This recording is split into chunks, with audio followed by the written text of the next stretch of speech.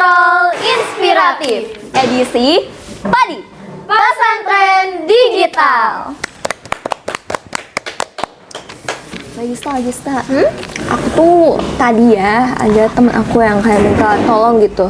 Terus aku ngerasa kayak aku kan dimintain tolong nih, tapi aku tuh kayak nggak dapet imbalan apa-apa gitu loh. Nah itu tuh apakah akhlak akunya jelek jikalau aku mengharapkan suatu imbalan kalau aku melakukan kayak suatu kebaikan gitu? Gak tahu juga sih ya, tapi sebenarnya kayak manusia itu gak ada yang benar-benar tulus gak sih?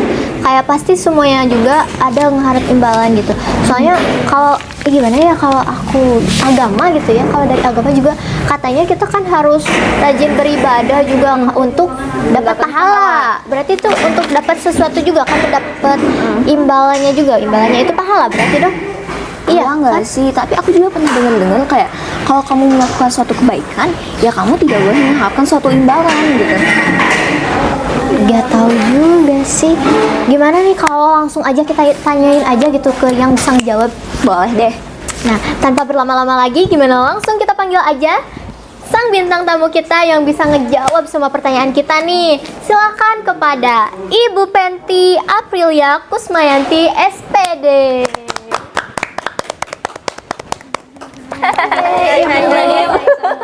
Waalaikumsalam. Gimana Ibu kabarnya? Puasanya lancar? Alhamdulillah. Jadi gimana nih Syif, kira-kira mau yang ditanyain teh apa dulu kira-kira? Jangan bertanya-tanya ya Ibu. Iya. Emang kami ini anak-anak kepo, jadi gitu lah. Ya, kalau kepo kan harus tanya juga ya.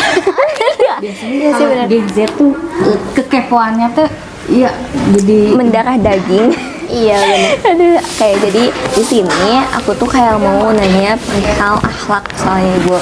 Soalnya aku tuh pernah dimintain tolong gitu. Jadi aku tuh berbuat kebaikan dong ya. Nah, apakah aku itu jelek jikalau semisal aku mengharapkan suatu imbalan gitu? Atau bahkan sebenarnya akhlak terpuji itu yang kayak gimana sih Bu? Iya tuh Bu. kalau akhlak terpuji itu kan banyak ya. Masuk disebutnya akhlak mahmudah. Apa tuh? Akhlak terpuji. Mahmudah. Mahmudah. Akhlak terpuji. Dan kebalikannya akhlak majmumah. Akhlak yang tidak terpuji. Terus yang kamu tanyakan tadi? Akhlak yang mahmudah. Iya, akhlak yang terpuji banyak. Sabar, jujur, tawakal itu salah satu dari sifat akhlak terpuji atau mahmudah. Yang seperti itu. Jadi kita pun percuma kalau berilmu tidak berakhlak gitu kan? Gitu ya? Iya sih. Kira-kira akhlak mahmudah itu banyak ya sih? Kayak apa yang paling pentingnya apa aja gitu? Ya, kayak contohnya ikhlas juga kan termasuk akhlak terpuji kan? Iya, Nah, yang tadi dijawab, gimana sih kalau misalkan kita melakukan sesuatu tanpa mengharapkan imbalan, tidak ikhlas? Nah itu ya percuma kita membantu tanpa ikhlas, tanpa keriduan kita. Sedangkan ikhlas itu kan tidak menerima imbalan, tapi berharapnya pahala dari Allah Subhanahu wa Ta'ala. Tapi kebanyakan sekarang ya lihatnya imbalan dulu, lihatnya imbalannya materi. Dan materi itu uang, yang diharapkan pasti seperti itu. Iya sih. Padahal kita sebagai umat muslim harus maksudnya melakukan sesuatu itu dengan ikhlas, hanya ridho kepada keriduan dari Allah Subhanahu wa Ta'ala. Jadi gimana nih Syif? Ya, tidak boleh mengharapkan berarti ya Ibu ya. Soalnya kayak gini, soalnya kan beberapa orang ya kalau misalkan minta bantuan, alhasil kita of course bantuin dia dong ya. Nah, dia itu kayak gimana ya, agak mengharapkan suatu imbalan gitu dari kitanya yang memberikan bantuan tersebut gitu, kayak gitu. Terus udah biasa ya seperti itu, karena di fenomena dalam kehidupan sehari-hari biasanya seperti itu. Tapi yang benarnya itu, yang seharusnya ketika kita membantu orang lain, mempermudah orang lain, insya Allah akan dibalas lagi oleh pahala oleh Allah Subhanahu wa Ta'ala. Ketika kita memudahkan orang lain, nanti akan dipermudah lagi kita di akhirat. Oke. Jangan sampai mempersulit. Ketika kita mempersulit orang lain, akan dipersulit lagi. Oke. Jadi oke, udah lumayan ketangkep gitu ya tentang akhlak mahmudah itu. Jadi kalau kebalikannya nih Bu, definisinya apa tuh kira-kira? Nah, kalau misalkan majmumah kebalikan dari ini, Mudah. ya, Ya. sombong, takabur itu sifat majmumah. Kadang banyak ya dari kita juga dari padahal sikap sombong kita mah apa tuh di dunia? Di hadapan Allah itu kecil, tidak ada apa-apanya. Tapi kebanyakan sekarang ya banyak yang merasa punya ilmu sedikit, sudah belambung-lambung ya, merasa saya paling pintar, cantik sedikit kita yang merasa yang lebih cantik ya. Padahal itu merupakan salah satu dari sikap sombong. Maksudnya ke akhlak majmumah. Oke. Ya, gitu. Jadi kita itu berarti akhlak itu lebih tinggi daripada ilmu gitu ya Bu? Iya. Oke. Percuma kalian berilmu tidak berakhlak. Nah, karena orang itu pasti suka ke kita itu dari akhlak kita dulu ya Ibu yang ya? pertama dilihat akhlak kita, nggak mungkin langsung dari hati kita, nggak mungkin langsung ngelihat dari hati kita, dari perilaku kita, dari akhlak kita yang pertama dilihat kan, benar kan? Betul saya. Ya, datang aja kamu kalau punya teman, terus walaupun dia pintar, kamu tahu dia pintar, tapi akhlaknya gini ya, tidak terpuji, dia sombong, dia takabur. Kamu suka nggak sama teman? Enggak. Jadi gimana ya? Males juga gitu. Ya, kayak capek juga ya ke kitanya juga. Malah jadi malas sendiri, ngeras emosi gitu kalau misalkan temenan sama yang kayak gitu. Iya. Kadang juga kalau misalkan orang sombong suka meremehkan orang lain. Nah, itu salah satu dari sifat yang tidak disukai. Berarti ada baik dan buruk ya. Iya. Mahmudah, majmumah. Kebalikan dari mahmudah itu akhlak majmumah. Kira-kira nih akhlak yang bagus buat kita buat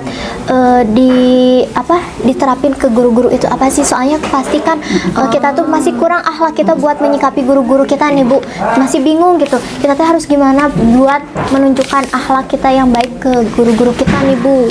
Kalau akhlak kita ke guru-guru salah satunya berarti hablum minas ya kepada manusia. Sedangkan ke guru itu akhlak itu sebagian dari adab juga ya, salah satunya adab, akhlak, adab, perilaku. Nah dari adab balik lagi ke akhlak atau adab itu, ketika ke guru kan guru itu pengganti orang tua kalian di sekolah. Perlakukanlah gurumu seperti orang tua kamu. Harus berakhlak, memuliakan, bukan ya, memuliakan gurumu. Ketika kalian memuliakan gurumu, insya Allah ilmunya akan berkah. Tapi ketika kamu tidak memuliakan gurumu, tidak menghormati gurumu, itu mah tidak akan berkah. Apa berkah itu? Ilmunya tidak akan nempel kepada kita. Seperti itu. Sebagai contohnya mungkin kalau misalkan ada guru lewat kita sapa gitu, salam ya. Salam.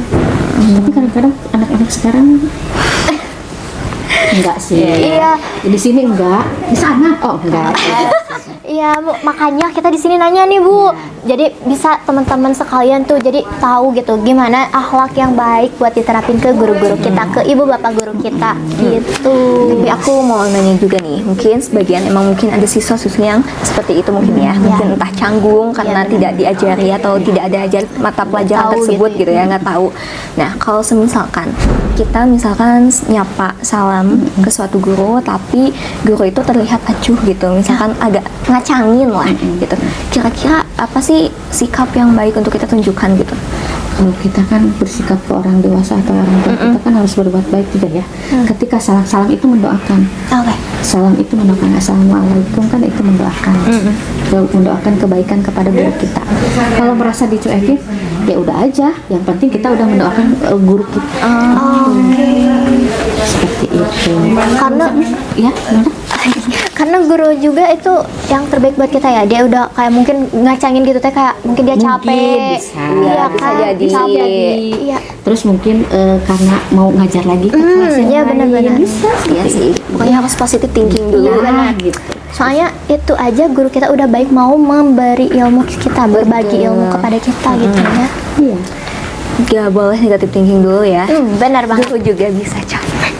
Berarti jangan suuzon kepada guru, harus husnuzon. Jangan kamu merasa dicuekin, si ibu itu kan nggak suka ya ke saya, enggak. Soalnya dia overthinking, ibu, aku tak ada salah apa ya, apa Itu salah itu ya. Harusnya Jadi kepikiran. oh guru kita mungkin lagi buru-buru, guru kita mungkin mau masuk lagi kelas gitu, guru kita mungkin ada sesuatu yang harus dicepet-cepetin, nggak dilama-lamain. Seperti itu. Jadi kita harus berpikiran positif atau husnuzon. Apalagi di bulan Ramadan ini nih. Oh iya kan kita harus bersih suci hati gitu ya. Bersihkan hati. Gak boleh ada pikiran negatif dan busuk. Oke deh. Oke. Kira-kira ibu kan tadi udah disebut ini dari akhlak majmumah ataupun mahmudah.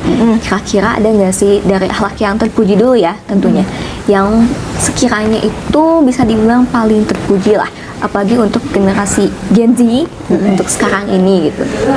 Kira-kira ada nggak? Ikhlas.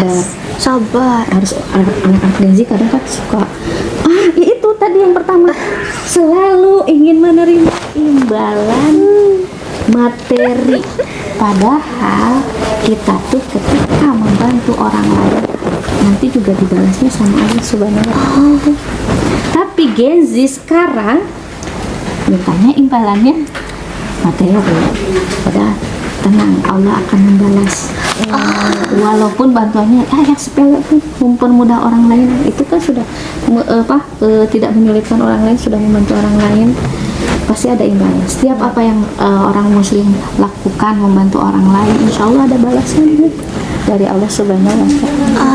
Tapi gimana sih Bu biar caranya tuh kita bisa lapang dada, bisa ikhlas? Misal contohnya aja nih ya, ini contoh kecil. Misal kita dalam suatu kelompok, anak-anak lainnya nggak kerja gitu, kita yang kerja sendiri, yang pastinya agak gimana gitu, kita dapat nilainya sama, tapi yang kerjanya perorangan gitu.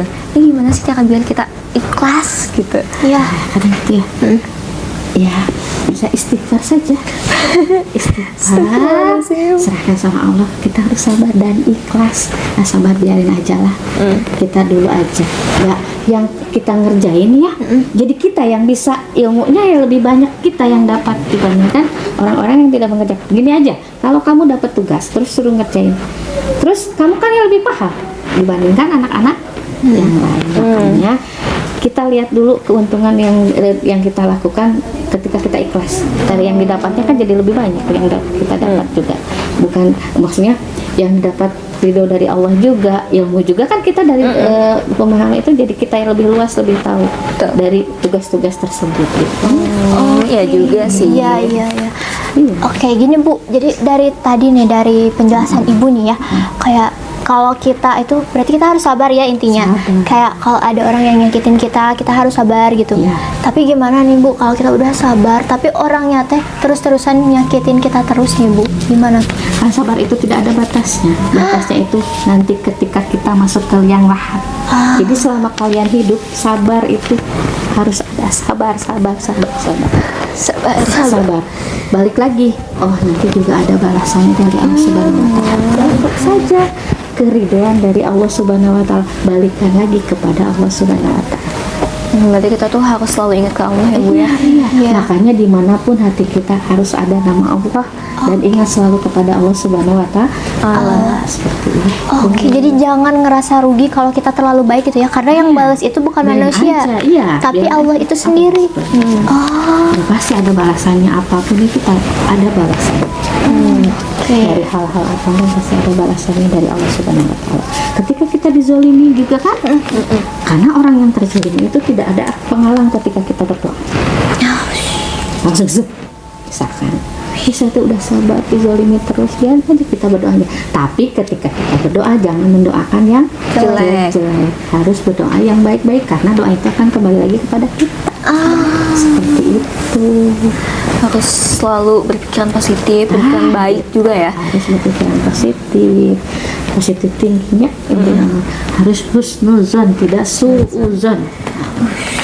Ibu, kadang nih pernah ada yang nyerita nih ya ke aku. Dia teh udah kayak sakit hati banget sama orang ini teh.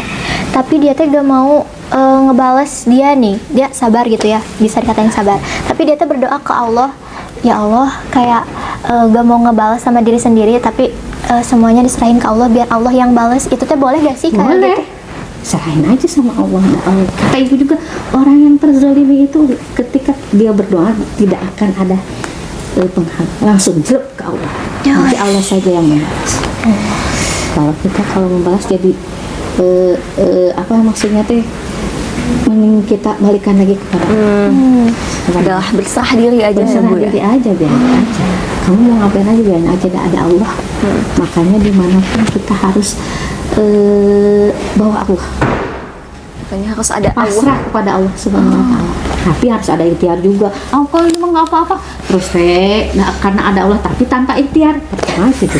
Iya sih, benar banget. Aduh, gimana nih sih? Kira-kira udah kejawab belum? Kira-kira yang berkecambuk di kepala kamu nih kira-kira? Alhamdulillah aku udah kejawab, dan ini yang menyadarkan aku juga sih. Maksudnya ya aku harus lebih ikhlas dan sabar juga pastinya ya. Gak boleh selalu mengharapkan suatu imbalan, walaupun kebaikan yang aku kasih mungkin itu cukup besar harganya atau nilainya, tapi tetap kita itu pasti dapat balasan dari Allah yang cukup lebih besar lagi gitu. Masya Allah. Mungkin banyak banget kesimpulan dari kali ini ya, dari Bu Penti kali ini, pembelajaran dari Bu Penti ini banyak banget kesimpulannya. Mulai dari kayak kita harus terus sabar, kita harus berserah diri kepada Allah. Jadi mengingatkan kita kalau kita itu gak sendirian, tapi ada Allah gitu. Selalu ada Allah. Oke deh Bu, aku mau kira-kira ada motivasi atau mungkin ada kata-kata gak nih buat Sobat Gen Z yang seperti yang kata Ibu juga bilang, Gen Z gitu ya. Gimana sih cara kita lebih istiqomah lah untuk iya benar. menjaga akhlak terpuji kita ini? Iya. Itu mah kata ibu juga, kemana-mana harus ingat Allah, karena kita mah hanya sebagai hamba Allah. Allah itu seperti sutradara, kita sebagai artisnya. Jadi kita harus menuruti yang diatur oleh Allah Subhanahu wa Ta'ala. Bagaimana cara supaya istiqomahnya? Dipaksakan dulu, nanti Biasa. Oke. Keren banget. Terima kasih Ibu. Terima kasih atas Iya, terima kasih karena banyak banget pembelajaran yang kita dapat dari Ibu yang mungkin bakalan bermanfaat banget bagi kita sama teman-teman sekalian ya.